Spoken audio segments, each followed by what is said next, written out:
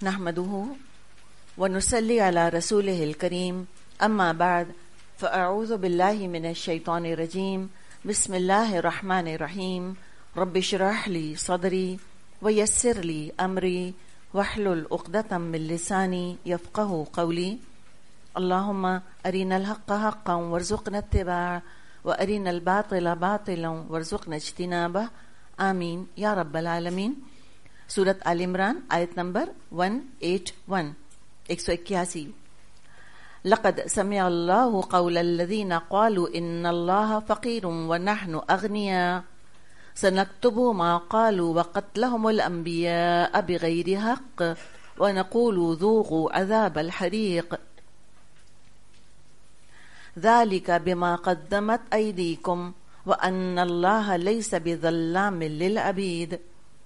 اللہ نے ان لوگوں کا قول سنا جو کہتے ہیں اللہ فقیر ہے اور ہم غنی ہیں، ان کے یہ باتیں بھی ہم لکھ لیں گے، اور اس سے پہلے جو وہ پیغمبروں کو ناحق قتل کرتے رہے ہیں وہ بھی ان کے نامۂ اعمال میں لکھا ہے۔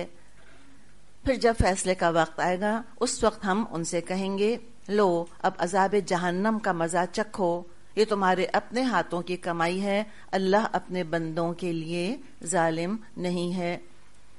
کہ لام تاکید کا آ رہا ہے یہاں پہ، تو ہم نے کیا بات کی تھی کہ جب لام تاکید کا آئے اس سے پہلے قسم محذوف ہوتی ہے، تو 3 تاکیدی اسلوب آ رہے ہیں، 3 طرح سے ایمفیسائز کیا جا رہا ہے۔ ایک قسم واللہ، نمبر 2 لام تاکید والا ل، اور پھر قد تحقیق یعنی حقیقت ہو گئی ہے یہ بات، تو دھمکی کی شدت ہے اس میں کہ اللہ نے سن لی ان لوگوں کی بات جو کہتے تھے کہ اللہ فقیر ہے اور ہم غنی ہیں۔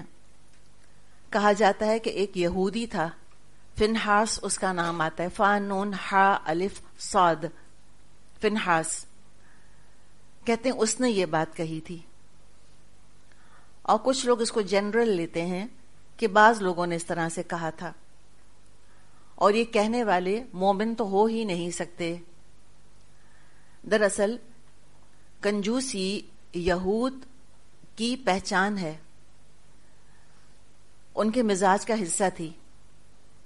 قرآن جب بار بار تقاضا کرتا تھا انفقوا انفقوا تو اس پر خفا ہونے لگ گئے، کہنے لگے کہ اللہ فقیر ہو گیا ہے جو ہم سے خرچ کرنے کو کہہ رہا ہے، اس کے پاس پیسے ہیں ہی نہیں، ہمارے پاس پیسے ہیں، تو اللہ فقیر ہے اور ہم غنی ہیں۔ اگر قرآن میں لکھا نہ ہوتا ہم یقین نہیں کر سکتے تھے کوئی اتنی بڑی جرت بھی کر سکتا ہے۔ دل میں نہیں کہہ رہے، سوچیں دل میں کیا ہوگا جو زبان سے یہ نکل رہا ہے، یہ تو منہ سے کہہ رہے ہیں، اور دل میں کیا کچھ اللہ کے بارے میں ہوگا۔ کتنے بے خوف تھے اللہ سے، کتنے بے خوف تھے یہ آخرت کی سزا سے۔ قرآن میں جیسے اللہ نے فرمایا ہے کہ مَن یقرض اللہ قرضا حسنا فیضاعفہ لہ، کون ہے جو اللہ کو قرض حسن دیتا ہے تو اللہ اس کے لیے اس کو بڑھائے۔ تو کہتے تھے اللہ ہم کو سود لینے سے منع کرتا ہے اور خود سود دے رہا ہے ہم کو، نعوذ باللہ، ہمیں سود لینے سے منع کر رہا ہے اور خود سود دے رہا ہے۔ اس لیے کہ سودی کاروبار بھی ان کی پہچان ہے۔ شائلاک دا جیو تو مشہور ہے، وہ تو شیکسپیئر آج ہوتا تو اس کو تو جیل میں بند کر دیا ہوتا انہوں نے اس پلے کے لکھنے کے جرم میں۔ تو اللہ نے فرمایا کچھ بھی نہیں اس کے بارے میں کہ کیا ہوگا، صرف ایک بات کہی ہے اور اس میں اس بلا کا غضب پوشیدہ ہے۔ ایک تو یہ کہ سن لی اللہ نے ان کی بات، قد سمع اللہ، اللہ نے سن لیا، بس سن لیا تو کافی ہے۔ جیسے کسی زمانے میں بچے اگر شرارتیں کر رہے ہوتے تھے تو ماں اتنا کہہ دیتی کہ میں سن رہی ہوں، وہیں پر دم فق ہو جایا کرتا تھا پہ زیادہ زور ہے۔ تو یہی بات یہاں پر ہے کہ اللہ نے کہا کہ اللہ نے سن لی، بس اب خیر مناؤ تم اپنی۔ فرمائے سنکتب ما قالوا، ان قریب ہم لکھ لیں گے جو یہ کہہ رہے ہیں۔ تو یہ ان قریب کیوں لکھیں گے؟ فوراً کیوں نہیں لکھ لیا؟ اسی وقت لکھ لیں جو کہہ رہے ہیں۔ جی ہاں بالکل صحیح، اللہ مہلت دے رہا ہے ایسوں کو بھی، ایسے روڈ کو بھی اللہ اتنے تمیز تہذیب سے آ رہی لوگوں کو بھی اللہ مہلت دے رہا ہے. اتنا بڑا کفر کا کلمہ کہا ہے انہوں نے تو بھی اللہ تعالیٰ نے ان کو مہلت دی کہ شاید توبہ کر لیں. تو بتایا جا رہا ہے مسلمانوں کو کہ کوئی بہت بڑی بات نہیں ہے ان کی ایسی باتیں. اگر آج ایسی باتیں یہ کر رہے ہیں تو ان کے آباء و اجداد تو اس سے بڑے بڑے کارنامے انجام دے چکے ہیں. حق بتانے والوں کے دشمن رہے ہمیشہ. قتلہم الانبیاء بغیر حق، انہوں نے تو انبیاء کو قتل کر دیا، ناحق قتل کیا. ظاہر حق کے ساتھ تو کوئی قتل نہیں کرتا نبی کو، obviously ناحقی قتل کرتے ہیں انبیاء کو. کہنے کی کیا ضرورت تھی؟ پھر زور دینے کے لیے، سمجھانے کے لیے، بتانے کے لیے کہ دیکھو یہ رسولوں کے کیسے دشمن رہے ہیں. جو ان کا بس چلا تو ہاتھ استعمال کر کے ان کی جان لے لی. نبی اکرم صلی اللہ علیہ وسلم پہ تو بس نہیں چل رہا کہ قتل کر ڈالیں ان کو، تو ان کی زبانی ہیں جو کہ چلتی رہتی ہیں. تو یہ خوب آگ میں جلیں گے قیامت کے دن، اپنی باتوں سے اور اپنی حرکتوں سے سزا پائیں گے اس کی. اب ان کا ایک اور اعتراض نقل کیا جا رہا ہے جس کو ہم کہیں لیم ایکسکیوز، جو انہوں نے دی تھی کہ ہم کس وجہ سے محمد کو اللہ کا رسول ماننے پر راضی نہیں ہیں صلی اللہ علیہ وسلم کو. تو اللہ تعالیٰ تو ان سے کہہ دے گا کہ بھئی یہ تمہارے اپنے ہاتھوں کا کیا دھرا ہے، اللہ تو ظلم نہیں کرتا، تمہاری اپنے ہاتھوں کی کمائی تمہارے آگے آ گئی. اب ایک اور انہوں نے جو بات کہی اس کا ذکر آ رہا ہے، الذین قالوا ان اللہ عہد الینا اللہ نؤمن لرسول حتی یأتینا بقربان تأکلہ النار قل قد جاءکم رسل من قبلی بالبینات وبالذی قلتم فلما قتلتموہ ان کنتم صادقین. یہ لوگ کہتے ہیں اللہ نے ہم کو ہدایت کر دی ہے ہم کسی کو رسول تسلیم نہ کریں جب تک وہ ہمارے سامنے ایسی قربانی نہ پیش کرے جسے غیب سے آ کر آگ کھا لے. ان سے کہو تمہارے پاس مجھ سے پہلے بہت سے رسول آ چکے ہیں جو بہت سی روشن نشانیاں لائے تھے اور وہ نشانی بھی لائے تھے جس کا تم ذکر کرتے ہو. پھر اگر تم سچے ہو ان رسولوں کو تم نے کیوں قتل کیا؟ تو یہاں پر ان کا ایک اعتراض ہے جو انہوں نے پیش کیا کہ ہم سے تو یہ عہد لے لیا گیا ہے، عہد الینا، ہم سے تو یہ عہد لے لیا گیا ہے. اور کس نے عہد لیا ہے؟ اللہ نے. اتنا بڑا جھوٹ اللہ پر گھڑ دیا. ایک تو پہلے اللہ کے بارے میں باتیں بنائے، نعوذ باللہ تانے بھی کس کو دے رہے ہیں؟ اللہ کو. اور اوپر سے اللہ پر جھوٹ گھڑ رہے ہیں. ہر طرح سے ان کے اعمال ہمارے سامنے لائے جا رہے ہیں کہ ایسے لوگ غضب پر غضب کے مستحق نہیں ہوں گے، مغضوب علیہم نہیں ہوں گے، تو پھر کیا ہوں گے؟ تم خود فیصلہ کر لو. تو اللہ پر جھوٹ باندھ دیا. کیا؟ کہ اللہ نے ہم سے عہد لیا ہے کہ ہم تو کسی رسول پر ایمان نہیں لائیں گے آئندہ جب تک کہ وہ ایسی قربانی نہ پیش کرے جس کو آسمان سے آگ آ کر کھا لے. اور یہ بنی اسرائیل کے انبیاء کے ساتھ یہ معاملہ ہوتا رہا تھا. ان کے انبیاء قربانی پیش کیا کرتے تھے تو کہا جاتا ہے، جو روایات ہمیں ملتی ہیں اس میں یہ بات آتی ہے کہ جب یہ کوئی قربانی پیش کرتے تھے تو سفید رنگ کی بغیر دھوئیں والی آگ آتی تھی آسمان سے، اور اس کے ساتھ آواز ہوا کرتی تھی، ہلکی سی آواز ہوتی تھی، اور وہ آگ آ کر اس قربانی کو جلا دیا کرتی تھی. یہ اس بات کی علامت، اس بات کا انڈیکیشن ہوا کرتی تھی کہ وہ قربانی اللہ کے ہاں قبول ہو گئی ہے. تو یہ اس کا حوالہ دے رہے ہیں. دوسری بات یہ کہ پچھلی امتوں کے لیے مال غنیمت حلال نہیں تھا. یہ حدیث میں ہم کو مضمون ملتا ہے، بخاری میں حدیث ہے یہ. اس کا مضمون کیا ہے کہ پچھلی کچھ چیزوں کی فضیلت ہے جو گنوائی ہے آپ صلی اللہ علیہ وسلم نے، کہ مجھ کو کن کن چیزوں میں فضیلت دی گئی ہے باقی لوگوں کے مقابلے میں، باقی انبیاء کے مقابلے میں. ایک فضیلت اس میں سے یہ ہے کہ پچھلی امتوں کے لیے مال غنیمت حلال نہیں تھا. تو کیا کرتے تھے مال غنیمت کا؟ جنگ ہوئی، وہ جنگ جیت گئے، اب ساتھ میں بہت کچھ مال حاصل ہو گیا، دشمن چھوڑ کر بھاگ گیا، بہت کچھ، سارا مال وہ جمع کیا جاتا تھا، پھر آسمانی آگ آ کر اس کو جلا دیا کرتی تھی. جو مال غنیمت جو حلال ہوا ہے یہ صرف آپ صلی اللہ علیہ وسلم کی امت کے لیے حلال کیا گیا ہے. لیکن عام قربانی کا بھی ذکر ہے کہ وہ قربانی آگ جلا دیتی تھی. اگر آگ کو قربانی پیش کرے اور آگ اس کو آ کر نہ جلائے، یہ اس بات کا انڈیکیشن ہوا کرتا تھا کہ قربانی قبول نہیں ہوئی، وہ ریجیکٹ ہو گئی ہے اللہ کی طرف سے. تو یہاں پر جو انہوں نے یہ اعتراض پیش کیا ہے، بیکار کا عذر لنگ جس کو ہم کہیں وہ پیش کیا، اس کا بڑا ہی سالڈ اور ٹھوس جواب دیا گیا کہ اے نبی صلی اللہ علیہ وسلم ذرا ان کو جواب دیجئے کہ قد جاءکم رسل من قبل بالبینات، کہ مجھ سے پہلے تو رسول بڑی بڑی روشن نشانیاں، بینات سے مراد عام طور پہ معجزے لیے جاتے ہیں، ایک سے ایک معجزے لے کر آئے. وبالذی قلتم، اور وہ بھی لے کر آئے جو تم کہہ رہے ہو کہ وہ قربانی پیش کرتے تھے اور آسمان سے آ کر آگ جلا دیتی تھی. تو پھر ذرا اپنے گریبان میں تو جھانکو، پھر تم نے کیا معاملہ کیا ان کے ساتھ؟ فلما قتلتموہم، تو کیوں تم نے قتل کیا تھا، پھر ان کو بتاؤ ذرا. یہ بہت زیادہ اپنی پاک دامنی کا ڈھونگ رچایا کرتے تھے کہ ہم تو اتنے زیادہ ریلیجس ہیں، ہم تو اتنے دیندار ہیں کہ ہم تو بس وہی کریں گے جو اللہ نے ہم سے کہا ہے. اس طرح سے انہوں نے مشرکین عرب پر اپنی دھاگ بٹھائی ہوئی تھی.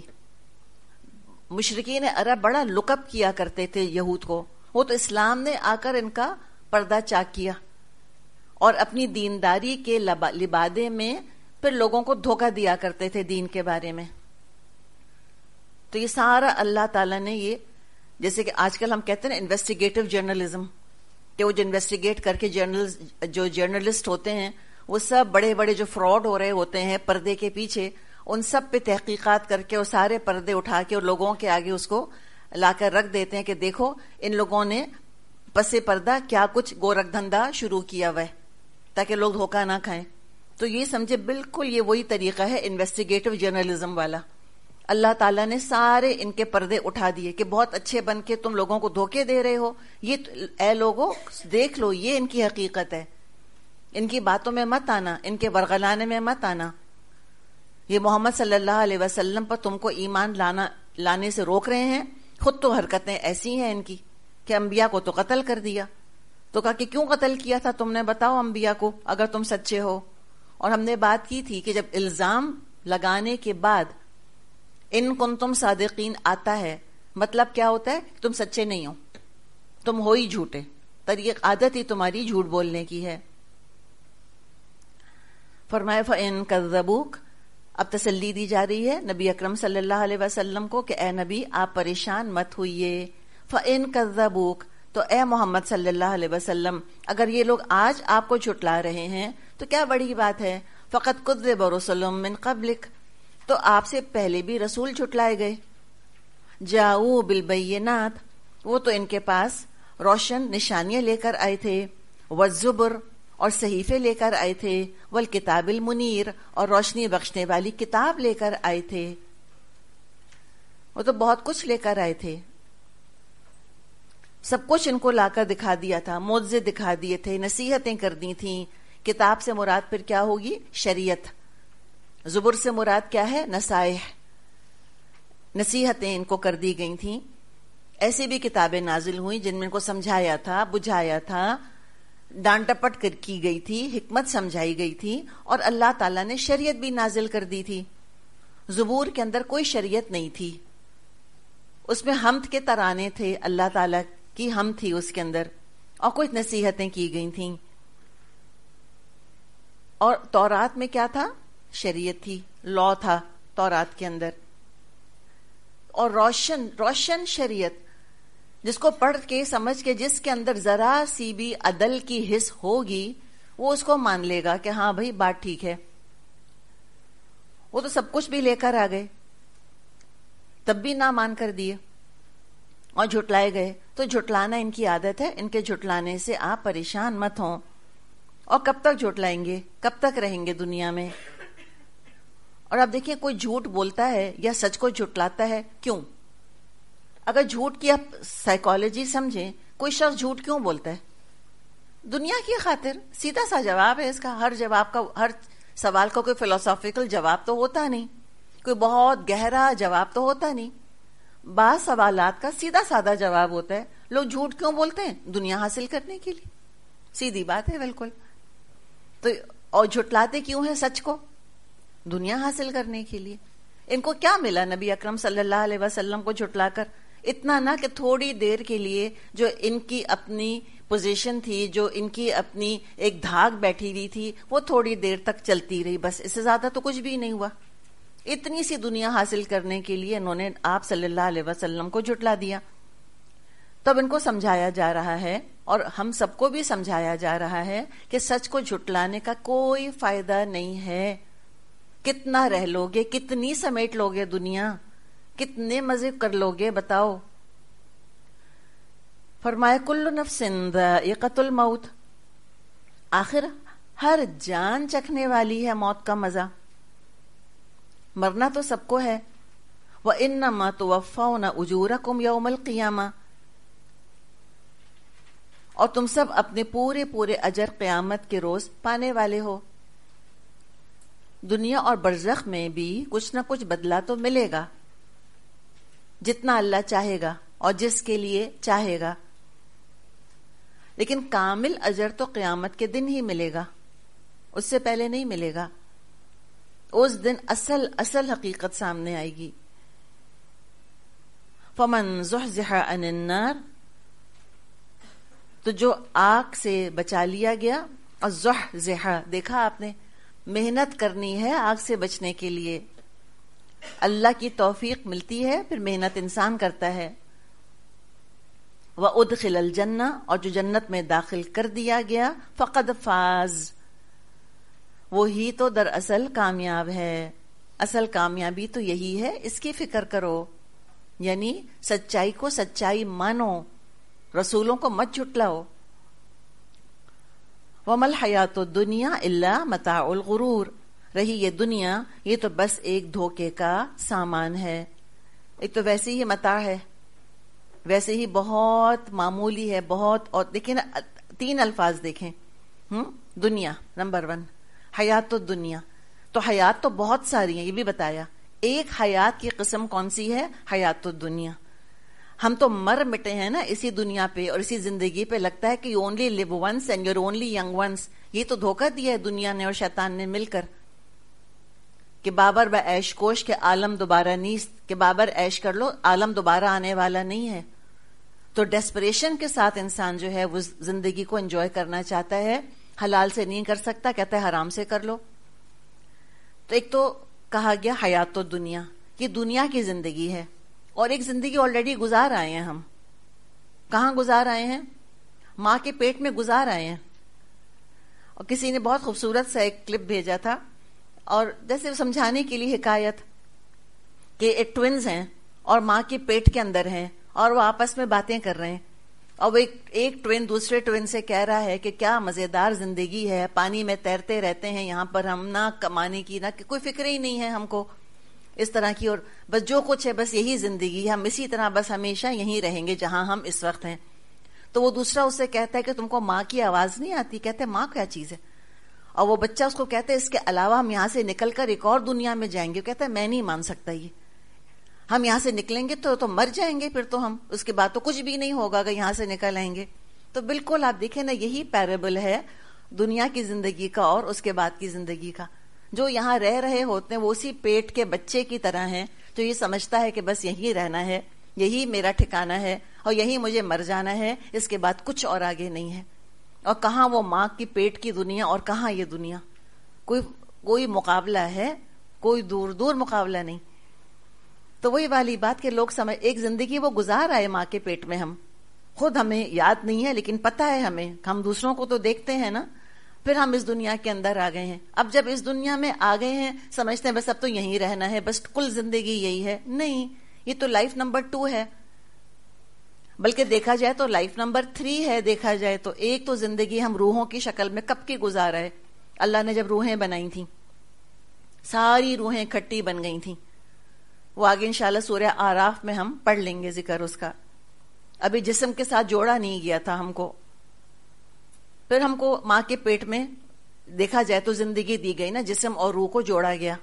پھر ہم دنیا میں آ گئے، پھر یہاں زندگی گزار رہے ہیں. پھر اس کے بعد کون سی زندگی ہوگی؟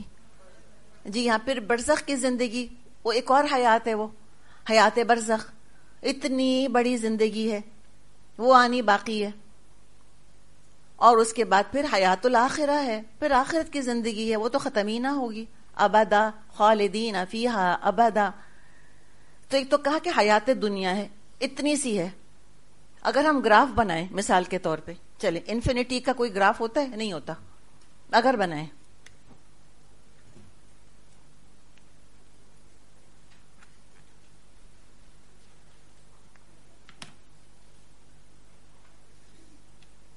چلیں اب یہ بتائیں کہ اماں کے پیٹ میں کتنا رہے، کہاں نشان لگاؤں؟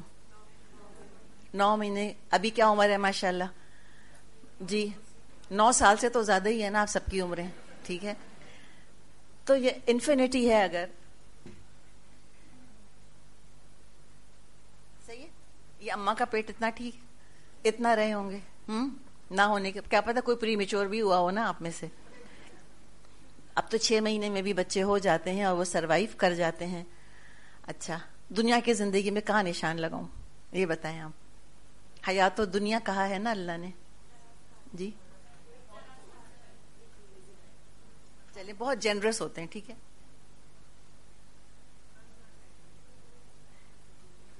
صحیح.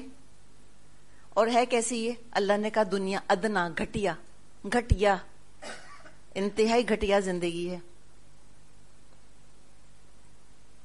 یہ اتنی سی زندگی ہے. پھر برزخ کا بتائیں کہاں نشان لگائے؟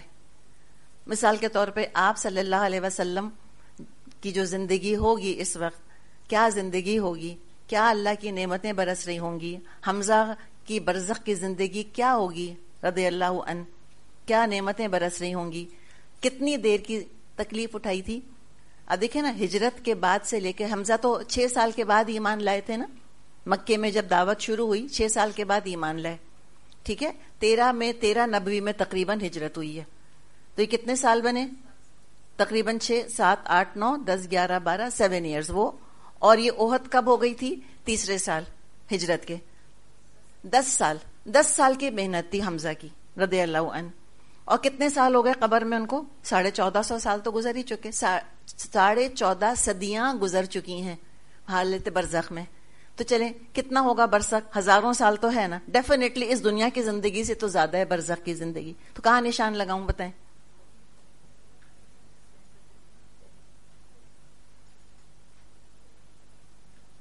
یہاں لگا دیں.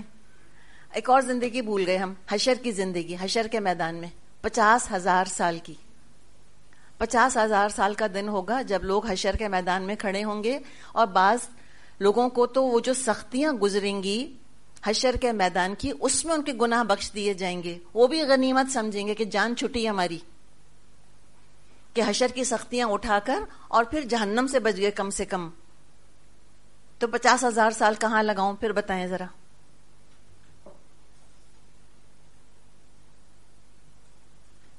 چلیں یہ سارا مل ملا کر، اور اب اس کے بعد تو ابدی جنت ہے یا ابدی جہنم. اور پھر ہمارا حال دیکھیں، کس پر مرے جا رہے ہیں یہ بتائیں. یہ اس کے اوپر، یہ بھی بہت جنرس ہے، سچ بات ہے. یہ اس کے بھی حقدار نہیں ہے جتنا ہم نے یہاں نشان لگایا ہے اس کے اوپر. تو یہ تو دنیا ہے، دنیا گھٹیا، بالکل عارضی گھٹیا ہے، بہت گھٹیا ہے، متاع ہے. صرف بس اس کو کہتے ہیں نا کہ قوت لا یموت، اس کو کہ علماء کہتے ہیں کہ اتنا کھا لو کہ موت نہ آئے. 2 لقمے جو تمہاری کمر سیدھی رکھیں، اور اس سے زیادہ ہم کھا ہی نہیں سکتے. یہاں سے وہاں تک بھی 7 کورس میل بھی لگا ہے نا، تو پیٹ کی تو محدودیت ہے. ہم کہتے ہیں کہ پیٹ بھر گیا اور دل نہیں بھرا، یہ ہوتا ہے مسئلہ ہمارا. یا بعض دفعہ نیت بھر جاتی ہے، کوئی چیز اوور ایٹ کر لیں اور پھر طبیعت خراب ہو تو انسان کا دل نہیں چاہتا شکل دیکھنے کا دوبارہ اس چیز کی، کہ نہیں کھا کے میری طبیعت خراب ہو گئی تھی. تو یہ تو بس متاع ہے، بس اتنا سا. یہاں پہ ویئر اینڈ ٹیئر ہر چیز کی ہم دیکھ رہے ہیں. اور متاع بھی کیسی ہے؟ دھوکے کی، غرور، ایلیوژن ہے، صرف لگ رہا ہے تم کو. اور یہ سب دھوکا ہے، بس ایک آزمائش ہے، بس صرف تم کو ٹیسٹ کیا جا رہا ہے یہاں پر. اتنے الفاظ کے بعد بھی سمجھ اگر نہ آئے تو پھر کب سمجھ آئے گا اور کیسے سمجھ آئے گا؟ تو کوئی یہاں اس دنیا میں جیسے کہ رہ رہا ہے، اس کے بارے میں علی رضی اللہ عنہ کی طرف قول منسوب کیا جاتا ہے کہ یہ دنیا ہے اس کا ٹچ تو بڑا ملائم ہے، بہت سویٹ ہے دیکھنے میں، بہت سافٹ ہے دیکھنے میں، لیکن زہر اس کا قاتل ہے. جس کو چسکا لگ گیا دنیا کا، اس کو کچھ سمجھ نہیں آتا اس دنیا کے علاوہ. وہ خواب بھی دیکھے گا تو دنیا کے، وہ سوچے گا تو دنیا کے بارے میں، عمل کرے گا تو دنیا کے بارے میں، روئے گا تو اس کے بارے میں، اور ہنسے گا تو اس کے بارے میں. اس کے علاوہ کوئی مقصد نہیں ہے اس کا. تو کہا کہ جو اس کا زہر ہے وہ قاتل ہے، ختم کر دیتا ہے انسان کو، اور ہے سارے کا سارا دھوکہ.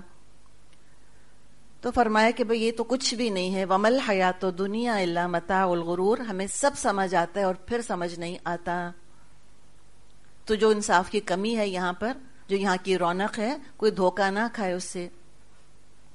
کفار یہ باتیں کیا کرتے تھے آپ صلی اللہ علیہ وسلم کے بارے میں، مسلمانوں کے بارے میں، تو بہت سخت مسلمانوں کو اذیت پہنچا کرتی تھی.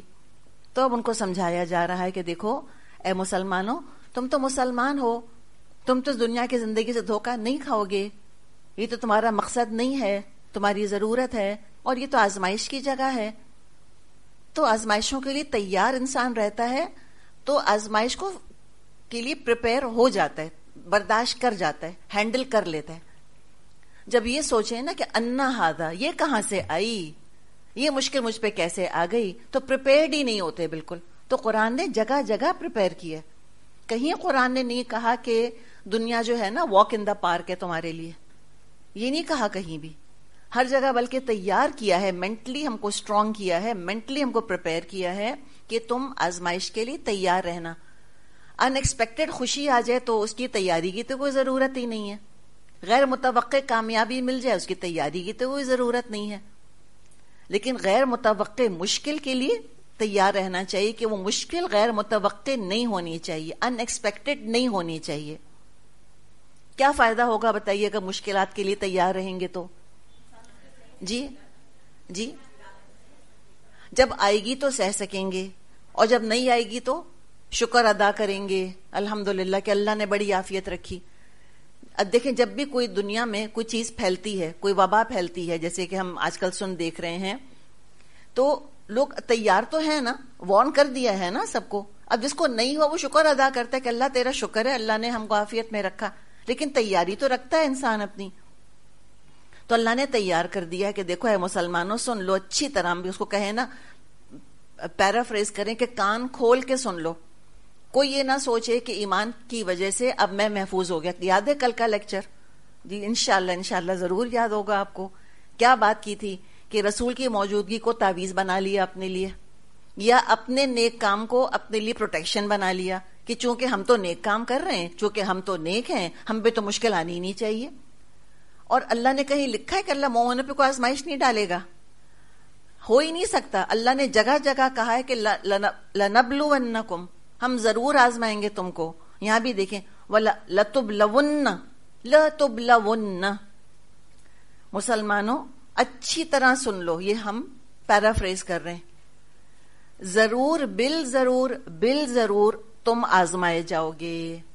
کس میں؟ فی اموالکم، تم اپنے مالوں کے ذریعے آزمائے جاؤ گے. وانفسکم، اور اپنی جانوں کے ذریعے آزمائے جاؤ گے. یہ تو ہے ہی دارالامتحان، یہ تو ہے ہی آزمائش کی جگہ. اپنی جان پر مشکلات کیا کیا آتی ہیں. اموال کی مشکل تو ہم سمجھتے ہیں، سود کسی نے چھوڑ دیا، کاروبار کو کٹ بیک کرنا پڑا. رشوت کسی نے چھوڑ دی، لائف سٹائل کو جو ہے وہ کٹ بیک کرنا پڑا، عین ممکن ہے. انفسکم، جانوں پر مشکل آئے گی تو یہ کیسے آ سکتی ہے؟ 3 طرح سے آ سکتی ہے. اپنی جان پر ذاتی طور پہ ناکامی یا کوئی مرض یا پریشانی. تو اس سے کیا فائدہ ہوتا ہے بتائیے ذرا؟ جب جان پر آزمائش آتی، کوئی بیماری آ گئی، کوئی ناکامی، کوئی پریشانی. جی ہاں، ایک اللہ گناہ جھاڑتا ہے، کانٹا چبھنے پر بھی گناہ معاف ہوتے ہیں. حتیٰ کہ والدین اپنی اولاد کے لیے پریشان ہوتے ہیں، اس پریشانی پر بھی اجر ملتا ہے. کوئی چیز اگر ایک جیب میں رکھ دی، میری اور آپ کی تو جیبیں نہیں ہوتی، ہمارے تو اللہ ہم پہ رحم کرے، ہمارے تو پرس ہوتے ہیں نا طرح طرح کے. اس سے نکال کے اس میں ڈالا، اس سے نکال کے اس میں ڈالا، یہ کرتے رہتے ہیں، یا ڈرازرز کے اندر ڈالتے رہتے ہیں چیزوں کو. تو ایک جگہ چیز رکھی اور دوسری جگہ تلاش کرتے رہے، پریشانی اٹھائی اتنی سی دیر میں، اس میں بھی اللہ گناہ معاف کر دیتا ہے. تو یہ فائدہ ہوتا ہے، لیکن آئے گی. جب آتی ہے تو انسان انگاروں پہ لوٹ جاتا ہے، سچی بات ہے. اور کس کی طرف سے؟ اپنی ذات سے بڑھ کر اور کس کی پریشانی پریشان کرتی ہے؟ اولاد کی پریشانی. ہر اولاد والا اس بات کو محسوس کر سکتا ہے. اولاد کی طرف سے پریشانی، یہ تو دیکھیں مومن پر آئے گی، یہ تو ایکسپٹ کر لیں اس چیز کو. اولاد کی طرف سے، مال کی طرف سے، اپنی جان کی طرف سے مومن تو آزمایا جائے گا. اور یہ حقیقت ہے کہ اپنی پریشانی انسان کو ہلکی رکھتی ہے اولاد کی پریشانی کے آگے. لٹرلی انسان کو لگتا ہے کوئی انگاروں پر جیسے کہ لٹا رہا ہے. ایسے انسان کا دل جلتا ہے بعض دفعہ اولاد کو پریشان دیکھ کر. تو وہ تو آزمائے جائیں گے، اس کو ایکسپٹ کر لیں. بس کیا فائدہ ہوگا؟ وہ جو ہم نے پہلے دیکھا، اللہ بخشے گا، اللہ رحم کرے گا انشاءاللہ تعالی. یا پریشانی کیا؟ شوہر بیوی کی طرف سے پریشانی، ایک دوسرے کی طرف سے یا ستایا جانا، یا ان کی صحت. دیکھیں نا، شوہر کی صحت کا اثر ڈائریکٹلی ہم پر ہوتا ہے، ہماری صحت کا ان پر ہوتا ہے. مثال کے طور پہ اگر میں پریشان ہوں میرا شوہر پریشان ہوگا، وہ پریشان ہے میں پریشان ہوں گی. یہ تو لنکڈ ہے نا، ہم بالکل جڑ جاتے ہیں. یہ اولاد اور شوہر کا اور باقی جو رشتے ہیں تو یہ سب اسی طرح سے ہوتے ہیں کہ ان کی مشکل لگتا ہے ہماری ہی جان پر مشکل آ گئی. اور پھر دوسرے انسانوں کے ہاتھوں ستایا جانا، ان کی زبان سے تانے سننا، یا ان کی طرف سے شکوک اور شبہات کی بوچھاڑ ہونا، اور قدم ہلائے جانے کی وہ کوشش کرتے رہتے ہیں کہ کسی طرح قدم ہلا دیں ہمارے. تو یہ تو ہوگا. وَلَتَسْمَعُنَّ مِنَ الَّذِينَ أُوتُوا الْكِتَابَ مِنْ قَبْلِكُمْ وَمِنَ الَّذِينَ أَشْرَكُوا أَذًى كَثِيرًا. اور تم اہل کتاب و مشرکین سے بہت سی تکلیف دہ باتیں سنو گے، لازماً سنو گے. وَلَتَسْمَعُنَّ، ضرور سنو گے. یہود سے، نصارہ سے اور مشرکوں سے بہت سی تکلیف دہ باتیں سنو گے. اذن کثیرن لکھا ہے کہ اذن قلیلن لکھا ہے؟ کثیرن، کثیرن لکھا ہے. بہت سنو گے. دین کی برائیاں کریں گے، عمل کرنے والوں کو تانے دیں گے. جو بھی خرابی برائی اس وقت مسلمانوں میں موجود ہے اس کا الزام اسلام کے سر پہ رکھ دیں گے. کبھی نبی اکرم صلی اللہ علیہ وسلم کے بارے میں کچھ کہیں گے، کبھی صحابہ پر کنٹروورسیز کھڑی کریں گے، کبھی اسلام کی جو کھلی کامیابیاں ہیں ان کو انڈر ایسٹیمیٹ کریں گے. کہیں گے کبھی بھی اسلام پاورفل نہیں تھا، کبھی سکسیسفل نہیں تھا، اور ہم ایسے بھولے یا ہم ایسے عقل کے کھوٹے ہیں کہ ہم خود پڑھتے ہی نہیں تاریخ اپنی. ہمیں کیا پتا کہ ہسپانیہ پہ ہم نے کیسے راج کیا تھا، ہمیں کیا پتا کہ ترکی میں ہماری کیا شان تھی، ہمیں کیا پتا کہ عربوں نے کیا کچھ ڈسکوریز کری تھیں، اور اس کے علاوہ مسلمانوں نے کیا کیا انوینشنز کر لی تھیں. ہمیں تو دو چار نام جو سکھا دیے گئے نیوٹن آئنسٹائن کے علاوہ کچھ پتہ ہی نہیں. ہمیں کیا پتا؟ We have no idea absolutely. ہمیں تو یہ بھی نہیں پتا کہ جو آج یہ 5 کورس میل ہے یہ کہاں سے آیا. یہ رات کے کپڑے پہننے کا سلیقہ طریقہ کس نے سکھایا انسانوں کو؟ یہ کس نے سکھایا کہ پہلے پھل کھانے چاہیے، اس کے بعد کھانا کھانا چاہیے، اور اینڈ میں میٹھا کھانا چاہیے؟ کس نے سکھایا؟ ہمیں کیا پتا. تو کبھی اسپین کی تاریخ تو پڑھیں تو ہمیں پتا چلے گا. ہاسپٹلز کس نے بنائے؟ کس نے کہا کہ ایری ہونے چاہیے اسپتال، اور اس میں ماحول اچھا ہونا چاہیے، اور ہوا کا گزر ہونا چاہیے، مریضوں کو الگ اٹھا کے ایک جگہ رکھو؟ یہ سب کس نے بتایا، کس نے سکھایا؟ یہ تمیز تہذیب کس نے سکھا دی؟ اسلام نے سکھائی. حقیقت ہے مسلمانوں نے بہت سے کام کیے، لیکن ہمیں چونکہ پتہ نہیں تو ہم خاموش یا شرمندہ یا امبیرس ہوتے ہیں. بعض دفعہ تو اتنے شک میں پڑتے ہیں کہ دین ہی چھوڑ بیٹھتے ہیں، کہتے ہیں رکھا کیا ہے اس کے اندر.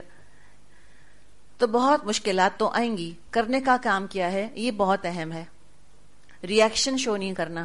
وَإِن تَصْبِرُوا، اور اگر تم صبر کرو، وَتَتَّقُوا، اور تقوی سے کام لو. رسپونڈ کرنا ہے سوچ سمجھ کے، ٹھہراؤ کے ساتھ، مشتعل نہیں ہونا، اپنے ملک کی بسیں نہیں جلا دینی، اپنے گھر کی اپنے ملک کی لائٹیں نہیں توڑ دینی، جا کر کسی کو قتل نہیں کر دینا. صبر اور تقوی کے ساتھ تمہیں عمل کرنا ہے. فإن ذلك من عزم الأمور، تو یہ تو بڑے حوصلے کے کاموں میں سے ہے۔ اچھا مجھے بتائیں تو کہ جب اس طرح سے پرووک کیا جائے گا مسلمانوں کو، جب ان کو انسٹیگیٹ کیا جائے گا اس طرح سے، تو کون صبر کرے گا مسلمانوں میں؟ کیسے لوگ صبر اور تقوی کا مظاہرہ کریں گے؟ موب مینٹیلٹی والے کر سکیں گے؟ کبھی نہیں کر سکیں گے۔ جو بھیڑ جمع ہو گئی ہے، ہاتھوں میں لاٹھیاں، اور لگتا ہے مسلمانوں کو کام صرف نعرے لگانے، چیخ رہے ہیں، منہ کھلے ہوئے ہیں، چہرے پر غصہ ہے، ہاتھوں میں لاٹھیاں ہیں، ڈنڈے ہیں۔ مثال کے طور پہ آپ نے وہ سنا ہوگا، کئی سال پہلے کی بات ہے کہ وہ ایک ملک کے پریزیڈنٹ کسی مسلمان ملک میں گئے تھے تو کسی نے جوتا اٹھا کے مار دیا تھا ان کو، یاد ہے؟ دل تو بہت خوش ہوا تھا ہمارا اس وقت، لیکن کیا یہ طریقہ ہے اسلام کا؟ آپ صلی اللہ علیہ وسلم کسی کو انوائٹ کرتے، روم کے بادشاہ کو انوائٹ کرتے، مجھے بتائیں مدینے میں مجال تھی کسی کی کوئی اس کو جوتا مارتا؟ یہ مجال تھی؟ یہ کچھ خوش ہونے کی باتیں ہیں، اور جوتا مار کے کیا اچیو کیا؟ یہ سب کام کون کرتے ہیں؟ شکست خوردہ لوگ جو کچھ نہیں کر سکتے۔ ان کو پتا ہے کہ ہم تو ان کی طرح کا ایک ٹینک، ایک جہاز، ایک ہتھیار نہیں بنا سکتے۔ بہت سے بہت ہتھیار کیا ہے؟ جوتا، اس سے بے عزتی کرو ان کی، ہم یہ سمجھتے ہیں۔ یہ ہے نا ریئیکشنری مینٹالٹی، یہ اس درجے کو ہم گرے ہیں۔ اور کیا پھر تعریفیں ہوئی تھیں ان صاحب کی، اور بلکہ کتنی خواتین نے تو ان سے شادی کی فرمائش کی تھی کہ پلیز ہم سے شادی کر لیجیے آپ، کیا بہادری کا مظاہرہ کیا آپ نے۔ تو ہم یہ اخلاق، یہ ہم نے پیش کیا دنیا کے آگے، کیا مسلمان ایسے ہوتے ہیں؟ ہم اتنے فرسٹریٹڈ ہیں، ہم اتنے کمزور ہیں۔ وہ کہتے ہیں نا کہ واقعی مرد کے بچے ہو تو فوج لے کے فوج کی چڑھائی کرو، بناؤ نا تم ہتھیار۔ کہاں ہے دماغ تمہارا؟ Where is your brain? کہاں ہیں تمہاری انوینشنز؟ ہم تو اس وقت بات نہیں کر سکتے اگر یہ ہمارے سامنے مائک نہ ہو، یہ ساؤنڈ سسٹم نہ ہو، اور دیکھ لیں کہاں کا بنا ہوا ہے۔ سیل فون دیکھ لیں اپنے، کفار کو ہم 10 باتیں تو سناتے رہتے ہیں کہ اللہ ان کو سمجھے اور اللہ ان کو غارت کرے اور down with this and down with that, اور پھر سیل فون پر ہی ساری باتیں کر رہے ہوتے ہیں، اور میسیجز بھی اسی پر بھیج رہے ہوتے ہیں، ٹک ٹک ٹک ٹائپ اسی پہ کر رہے ہوتے ہیں۔ تو یہ بنایا کس نے؟ بتائیں تو، نام تو لیں کسی مسلمان کا جس کو نوبیل پرائز ملا ہو، یا ایک آدھ کے علاوہ، اور وہ بھی پھر آپ کو پتا ہے کہ کیا اس کے پیچھے کنٹروورسیز ہیں۔ تو یہ تو ہمارے معاملے ہیں سارے، تو یہ تو ایسے تو نہیں کام چلنے والا، ایسے تو مقابلہ نہیں ہوگا جوتے مار مار کے لوگوں کو۔ اور یہ کہاں کا اخلاق ہے، اور یہ کہاں کی تمیز ہے، اور یہ کس نے سکھایا؟ کس انسٹیٹیوشن سے ٹرین ہو کر نکلے؟ نتھنگ۔ اس لیے کہ ہم نے جہاں سے صبر ملتا، جس دکان سے، اور جو چیز ہم کو تقویٰ سکھاتی، وہ دکان ہی ہم نے چھوڑ دی ہے نا، اور وہ ہے کہاں سے؟ قرآن سے ہی ملے گا۔ یہ تو قرآن ہی کے پاس آنا ہوگا، شاپنگ یہیں کرنی ہے صبر کی، شاپنگ یہیں سے کرنی ہے تقوی کی، اور کہیں مل نہیں سکتا۔ کوئی MIT، کوئی آکسفورڈ، کوئی ہارورڈ ہم کو تقوی اور صبر کی تربیت، ٹریننگ، سبق نہیں سکھا پڑھا سکتا، سوائے اس کے۔ اور ایک سروے کر لیں معاشرے کے اندر کتنے لوگوں نے قرآن پڑھا ہے زندگی میں صرف ایک دفعہ، only one time in their life، just one time، cover to cover قرآن تفسیر کے ساتھ، کوالٹی ٹائم دے کر اس کو۔ دیکھ لیں آپ، آٹے میں نمک بھی میں کہتی ہوں زیادہ ہوتا ہے۔ ہم یہاں خوش ہوتے ہیں نا اپنی تعداد کو دیکھ کے، آپ کتنی ہیں مجھے بتائیں تو ذرا۔ اب اگر آپ بھی استاد نہیں بنیں گی تو مجھے بتائیں کہ صبر اور تقویٰ کیسے پھیلے گا؟ ہم کیسے اس اسٹیج سے نکلیں گے جس ذلت کے اندر ہم گرے ہوئے ہیں؟ یہاں سے اٹھیں گے کیسے اگر میں اور آپ کمپلیسنٹ ہو کے اور ہم کہیں کہ بس میرا کام تھا اور میں نے یہ ٹارگٹ اچیو کر لیا، اس سے آگے مجھے کچھ کرنا نہیں؟ تو مجھے بتائیں پھر تو آگے گاڑی نہیں چلے گی، پھر تو ریسورس بنے گا ہی نہیں۔ آپ کو ریسورس بننا ہے انشاءاللہ، ایک ایک آپ میں سے اتنا قیمتی ہے۔ آپ نے وقت لگایا یہاں پر آ کر، آپ نے محنت کی ہے، اس کو بند کر کے رکھ نہیں دینا فہم کے پرچوں کو، ترجمے کے پرچوں کو، اس کو استعمال کرنا ہے آپ کو۔ کل انشاءاللہ آپ ٹیچر بنیں گی، انشاءاللہ آپ کو پڑھانا ہے۔ ہم میں سے ایک ایک اگر صرف ایک ایک کو اور پڑھا دے اور وہ آگے ایک ایک کو اور پڑھا دے تو انشاءاللہ چراغ سے چراغ جلے گا نا۔ تو یہ ان تصبروا وتتقوا، اور کہا ہے اللہ نے فإن ذلک من عزم الامور، یہ ہاتھ پہ ہاتھ رکھ کر نہیں آ جائے گا، اس کے لیے بڑی مشقتیں کرنی ہیں، اس کے لیے بڑی محنتیں کرنی ہیں، بہت ڈسپلنڈ ہونا ہے، اس کے لیے ایک جماعت بننی ہے، نظم کے ساتھ بیٹھنا ہے، بننا ہے، نظم کے ساتھ آنا ہے۔ کہہ دیا بیٹھ جاؤ تو بیٹھ جائیں، کہا کہ لکھو تو لکھیں، کہا کہ ابھی نہیں اٹھ سکتے تو نہیں اٹھ سکتے، چاہے ایسی سطح ہے یا ٹانگوں میں کریمپ آئے یا جو مرضی ہوتا رہے، ہلنا نہیں ہے وہاں سے. اس کے بغیر تھوڑی کوئی ہوگا. جیسے کسی شاعر نے شعر کہا ہے نا، من طلب العلا سہر الیالی، جو چاہتا ہے کہ اعلیٰ درجے دنیا میں حاصل کرے تو جاگے نا راتوں کو. من طلب العلا بغیر قد، جو چاہتا ہے کہ اعلیٰ درجے حاصل ہو، محنت کچھ نہ کرنی پڑے، تو اضاع العمر طلب المحالی، اس نے تو ساری عمر ضائع کر دی محال چیز کے حاصل کرنے کے لیے، کہ اپنی زندگی جو ہے وہ نارمل چلتی رہے، ہماری پکنک پارٹیز جیسی ہیں، وہ ڈسٹربنس کوئی نہ آئے اور اسلام کو بھی عروج مل جائے. یہ تو نہیں ہوگا کہ میں اور بیوٹی پارلر میں بیٹھے رہیں اور اسلام کو عروج مل جائے. میں کوئی منع نہیں کر رہی بیوٹی پارلر جانے سے، رحم کریں میاؤں کے اوپر، پلیز جایا کریں. پوائنٹس کہنے کا یہ ہے کہ ایک مقصد ہم نے صرف یہی بنا لی ہے زندگی کا. ہماری مصروفیات، ہماری پرائیورٹیز، ہماری فکریں تو دیکھیں کہ کیا فکریں ہیں ہماری، ہم کہاں پڑ گئے ہیں، کن چیزوں میں ہماری اہمیتیں ہیں جو کہ ہم کو کھائی جا رہی ہیں. جن چیزوں کے اندر فوٹو شوٹ لگتا ہے کہ جیسے اللہ جانے کوئی ہماری قیامت کے دن کی ویڈیو بن رہی ہے جو اللہ دکھائے گا شاید ہم کو قیامت کے دن. پریکٹس پہ پریکٹس ہوتی ہے فوٹو شوٹ کے لیے. شادیوں کے اندر جانا مشکل ہے دلہن کو مبارکباد دینے. میرے میاں تو خفا ہوا کرتے تھے، کہتے پہلے ریہرسل کیوں نہیں کر لیتے، اس اینگل سے مت آئیں، اس اینگل سے آئیں، یہاں سے نہ آئیں، وہاں سے آئیں. تو یہ تو ہماری مصروفیت ہے. اور کون کرتا ہے؟ گردن تو ہم سب ہلا رہی ہیں بیٹھے ہوئے، کرنے والی بھی ماشاءاللہ ہم ہی ہیں، یہ سارے ہمارے ہی کارنامے. تو یہ صبر اور تقویٰ، یہ ان مصروفیتوں کے ساتھ تو بہت مشکل ہے، محال ہے. یہ ہمارا اس وقت کردار ایسا نہیں ہے، نہ انفرادی طور پہ اور نہ اجتماعی طور پہ. دنیا کے آگے ہم صبر اور تقوی کی تصویر تو بنے ہوئے نہیں ہیں. ہم تو بات بات پہ جھوٹ بولنے کو تیار ہیں. گرین کارڈ کے لیے کیا کچھ دھوکے دیتے ہیں لوگ، کیا کچھ جھوٹ بولتے ہیں. کسٹم کے سامنے کھڑے ہو کے جھوٹ بولتے ہیں، صرف پان امریکہ لے جانے کے لیے جھوٹ بولیں گے. یہ تو ہمارا لیول ہے. اور پتہ چلا انہوں نے کھوج کرے تھے، وہ پان نکال لیے سامان میں سے، اب شرمندہ ہو رہے ہیں. تو جب کہہ دیا کہ یہ کام نہیں کرنے، یہ آئٹم آپ کو لے کر نہیں جانے، کپڑوں کے اندر ضروری تھا گھسانا ان کو کہ پتہ نہ چلے کسٹم والوں کو. یہ ہے تقویٰ. یہ تو نہیں ہو سکتا. تو کہا یہ تو بہت مشکل کام ہے، اتنا آسان نہیں ہے، ایسے آسانی سے نہیں ہوگا. اور اللہ تعالیٰ نے پہلے بھی لوگوں کو کہا تھا کہ لوگوں تک علم پہنچانا، علم سے آتی ہیں یہ ساری چیزیں. وَإِذْ أَخَذَ اللَّهُ مِيثَاقَ الَّذِينَ أُوتُوا الْكِتَابَ، اور یاد کرو جب اللہ نے میثاق لیا تھا، پختہ عہد لیا تھا ان لوگوں سے جن کو کتاب دی گئی. کیا؟ لَتُبَيِّنُنَّهُ لِلنَّاسِ، تم کو ضرور بالضرور اس کو لوگوں کے آگے بیان کرنا ہوگا. کہا تھا ان سے اپنی کتاب کی تعلیمات کو عام کرنا، تعلیم اور تربیت، اس کتاب کی پیشنگوئیوں کو بیان کرنا، دنیا کے پیچھے دین نہیں گنوانا. وَلَا تَكْتُمُونَهُ، اور مت چھپانا، جو کچھ لکھا ہے نہیں چھپانا. علم کو بیان کرنا چاہیے. جس کو علم ہو اور وہ بیان نہ کرے وہ بڑا مجرم ہے پھر اللہ کے ہاں. حدیث میں آتا ہے من سئل عن علم، جس شخص سے کسی علم کا سوال کیا گیا، فَكَتَمَهُ، اور وہ اس کو چھپا گیا، مصلحتاً، کہ نہیں بتاتے لوگوں کو ورنہ لوگ جو ہے خفا ہو جائیں گے مجھ سے.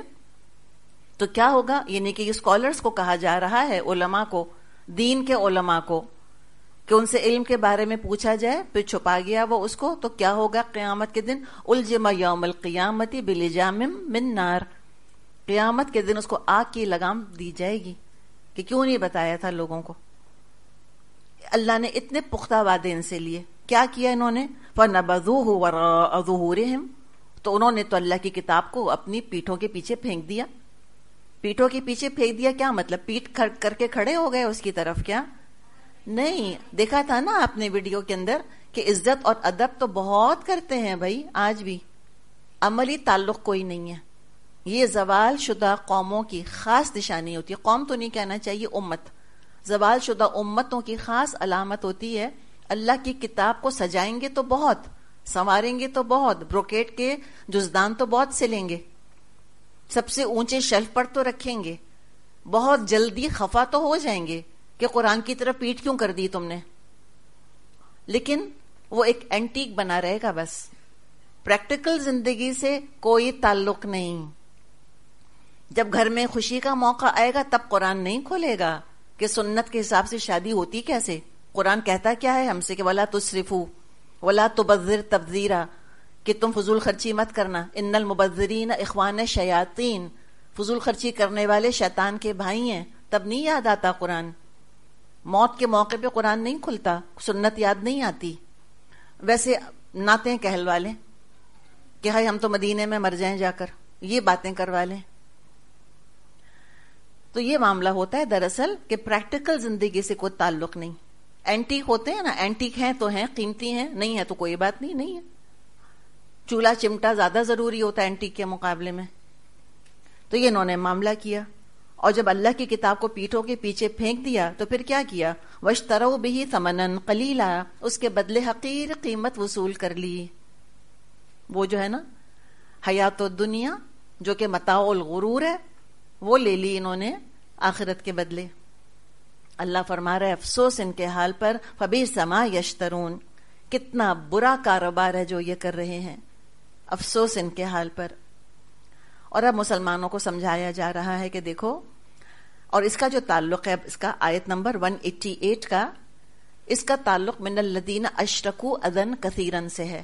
یہ وہاں پہ جوڑا ہے اس کو، وہاں سے جوڑے ہیں اس کو، کہ جو عجیب عجیب باتیں کر رہے ہیں اور تنگ کر رہے ہیں مسلمانوں کو.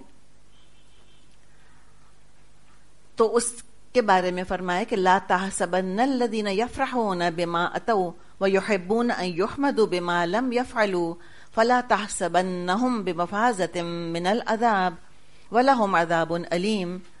تم ان لوگوں کو عذاب سے محفوظ مت سمجھو جو اپنی کرتوتوں پر خوش ہیں اور چاہتے ہیں ایسے کاموں کی تعریف ان کو حاصل ہو جو فی الواقع انہوں نے نہیں کیے. حقیقت میں ان کے لیے دردناک سزا تیار ہے. یعنی حق اور باطل کو ملا کر، اللہ رسول کی بے عزتی کر کے، کہ ان اللہ فقیر و نحن اغنیاء، ایسی باتیں کر کے بہت خوش ہوتے ہیں جیسے بڑا کارنامہ انجام دیا. another feather in their cap. اور کیا چاہتے ہیں؟ لیکن ایک تو خوش ہو رہے ہیں، یہ دیکھیں نا مینٹیلٹی. افسوس نہیں، شرمندگی نہیں، استغفار نہیں. کبھی منہ سے کوئی غلط بات نکل جائے انسان استغفار تو کرتا ہے. یہ تو فلانٹ کر رہے ہیں، تو سیلیبریٹ کر رہے ہیں کہ کیا کارنامہ انجام دیا ہم نے. ہم کہیں کیسے ہو سکتا ہے یہ کہ اتنی بڑی بات کہہ کے کہ اللہ فقیر و نحن اغنیاء کہہ کر، کہ ان اللہ فقیر و نحن اغنیاء کہہ کے خوش ہو رہے ہیں، فلانٹ کر رہے ہیں، سیلیبریٹ کر رہے ہیں. تو موویز کو دیکھ لیں، رسولوں کی بے عزتی کر کر کر کے جو انہوں نے پکچریں بنائی ہیں اس کو فلانٹ کر رہے ہیں کہ نہیں کر رہے ہیں؟ یا کہیں کہیں انہوں نے آرکائیو کر دیا اس کو، کہیں چھپا کے رکھ دیا اس کو. میڈلز مل رہے ہیں کہ نہیں مل رہے ہیں ان کو ان کارناموں پر، بقول ان کے جو ان کے کارنامے. تو یہ دیکھ لیں وہی مینٹیلٹی چل رہی ہے. تو جیسا غصہ اللہ کو اس وقت آتا تھا ان لوگوں کے اوپر، ایسے ہی غصہ آج بھی اللہ کو آتا ہوگا ان لوگوں کے اوپر. اسی ٹریک پہ چل رہے ہیں. تو یفرحون بما اتوا، بریکٹ میں ہم کہیں نا انورٹڈ کاما، جو کارنامے انجام دیے ہیں انہوں نے، بہت خوش ہیں اس کے اوپر. دے پراؤڈ آف دیم سیلوز. وَيُحِبُّونَ أَن يُحْمَدُوا بِمَا لَمْ يَفْعَلُوا. اور کیا بات ہے کہ تورات میں تحریفات کر کے اور لوگوں کو خوش کرنے کے لیے اور اپنی دنیا کمانے کے لیے فتوے بیچ کے چاہتے، اوپر سے چاہتے کیا ہیں کہ ان کی دینداری کی تعریف کی جائے، ان کو مخلص دیندار سمجھا جائے. کہ تورات میں تحریفات کر کے کتنے بیچارے انسانوں کی زندگی آسان کر دی انہوں نے. اور یہ ایگزیکٹلی مینٹیلٹی یہ آج ہم دیکھ رہے ہیں. ہم کہتے ہیں کتنے اچھے، کتنی سہولت کر دی ہے فلاں عالم نے. کوئی آج کھڑا ہو کر یہ کہہ دے نعوذ باللہ کہ رمضان کے روزے فرض نہیں ہیں، کہیں گے دیکھو کتنا اچھا ہے. خیر میجورٹی تو آج بھی یہ باتیں نہیں کرے گی، لیکن مثال دے کے سمجھایا جا رہا ہے آپ کو کہ جو تحریفات کر دیتے ہیں وہ کیوں کرتے ہیں؟ لوگوں کو خوش کرنے کے لیے، کہ لوگ آ کر ان کی واہ واہ کریں اور چاہتے ہیں اس پر تعریف کی جائے کہ ہم نے کیا شریعت پر شریعت بنائی ہے، ہم نے کیا شریعت کو ماڈرنائز کر دیا ہے. اور آج ایسی کوششیں ہیں. ابھی انشاءاللہ ہم سورہ نساء شروع کریں گے اللہ کے نام سے. میراث کے احکامات ہیں جس میں کہ بیٹی کا حصہ اور بیٹے کا حصہ ڈسکس کیا گیا ہے. اور اب وہ یہ کہتے ہیں کہ نہیں، اس کو بالکل ایکول کر دینا چاہیے. اور کیا چاہتے ہیں وَيُحِبُّونَ أَن يُحْمَدُوا بِمَا لَمْ يَفْعَلُوا. ایک تو یہاں لم کا ورڈ آیا ہے نا کہ جنہوں نے کام اچھا نہیں کیا. کچھ ایسی بھی ان کی یہاں پہ یعنی کہ ایک مینٹیلٹی بتائی جا رہی ہے کہ دین کی خدمت کچھ نہیں کرتے اور پھر بھی چاہتے ہیں کہ ان کی تعریف ہو. تو وہ بھی یہ چاہتے ہیں کہ اگر وہ کوئی تحریف کر رہے ہیں، کوئی اچھا کام تو نہیں کیا یہ انہوں نے، اگر وہ کہتے ہیں کہ ہم لاز آف انہیریٹنس کو جو ہے وہ ری رائٹ کر رہے ہیں اور قرآن سے اوپر ہم ایک اور لا بنا رہے ہیں، یہ کوئی تعریف کی باتیں تو نہیں ہیں، لیکن وہ سمجھتے ہیں کہ اس پہ تعریف ان کی ہونی چاہیے. تو ایک بات جو وَيُحِبُّونَ أَن يُحْمَدُوا بِمَا لَمْ يَفْعَلُوا کا ذکر ہے کہ وہ چاہتے ہیں کہ ایسے کاموں پہ تعریف حاصل ہو جو فی الواقع نہیں کیے، یعنی کوئی تعریف کے قابل وہ کام نہیں تھا جس پر یہ تعریف چاہ رہے ہیں. کوئی مخلص دین والا ان کو کیوں کہے؟ اور لوگ کہتے ہیں، لوگ بہت تعریف کرتے ہیں ایسے لوگوں کی. کوئی آج جیسے کہ بہت اسکالرز کہتے ہیں کہ پردہ کوئی فرض نہیں مسلمان عورت کے اوپر، حجاب کوئی چیز نہیں ہے، تو تعریف ہوتی ہے کہ نہیں ہوتی؟ ان کی بہت تعریف ہوتی. کہتے ہیں واہ بھی کیا زندگی آسان کی ہے. وہ کہے کہ ہاں ٹھیک ہے، یہ جو ان کے سوشل اپنے روابط ہیں، آپ ان سے جو ہے اس میں یہ بھی آپ کنسیشن دے دیں، لے لیں، وہ بھی کنسیشن، جتنے کوئی کنسیشن دے گا وہ لوگوں کو اتنا ہی اچھا لگے گا. لیکن یہ کوئی تعریف کی باتیں تو نہیں ہیں، اچھی باتیں تو نہیں ہیں. تو ان کو دین کی خدمت کرنے والا کیسے مانا جا سکتا ہے؟ لیکن وہ لوگ مانتے ہیں، ان کی تعریفیں ہوتی ہیں، حالانکہ کوئی دین کی خدمت نہیں ہے یہ. ایک اور تفسیر کا تعلق منافقوں سے ہے کہ وہ یحبون ان یحمدوا بما لم یفعلوا، کہ وہ چاہتے ہیں کہ ان کی تعریف کی جائے ایسے کاموں پر جو انہوں نے نہیں کیے. یہ منافقوں کا بھی معاملہ ہو سکتا ہے کہ دل میں کفر ہوتا تھا، جہاد کے موقعوں سے جان چراتے تھے، اوپر سے چاہتے تھے نبی اکرم صلی اللہ علیہ وسلم ان سے ایسی ہی محبت کریں، ان کے ایمان کی ایسی ہی تعریف کریں جیسے مجاہدوں سے کیا کرتے تھے یا جیسے مجاہدوں کی تعریف کرتے تھے. تو یہود حق اور سچائی چھپا کر خود اپنے منہ میاں مٹھو بہت بنا کرتے تھے. کہتے تھے باقاعدہ نحن ابناء اللہ و احباؤہ، ہم تو اللہ کے بیٹوں کی طرح ہیں، ہم اللہ کے بہت چہیتے ہیں. لن تمسنا النار الا ایاما معدودات، کہتے تھے ہمیں تو ہرگز بھی جہنم کی آگ نہیں چھوئے گی مگر گنتی کے چند دن. انبیاء کو قتل کر کے خوش فہمیاں یہ ہیں. تو اس آیت میں علماء کہتے ہیں کہ 3 طرح کے لوگوں کو خطاب کیا جا رہا ہے. اہل کتاب کو بھی، یعنی اہل کتاب کے بگڑے ہوئے علماء کو بھی خطاب کیا جا رہا ہے، اور منافقین کو بھی خطاب کیا جا رہا ہے، اور خوشامد پسندوں کو بھی خطاب کیا جا رہا ہے، جو دکھاوا کرتے ہیں، لوگوں کے سامنے نیک بنتے ہیں یا نیک اعمال کا ذکر کر کے اپنی تعریف کروانا چاہ رہے ہوتے ہیں، حالانکہ ایسے نیک ہوتے نہیں ہیں وہ. تو یہ خوشامد پسند لوگوں کا بھی ذکر ہے. فرمائے فَلَا تَحْسَبَنَّهُمْ بِمَفَازَةٍ مِّنَ الْعَذَابِ وَلَهُمْ عَذَابٌ أَلِيمٌ، ہرگز ان کو عذاب سے نجات یافتہ مت سمجھنا، ان کے لیے تو دردناک عذاب ہے.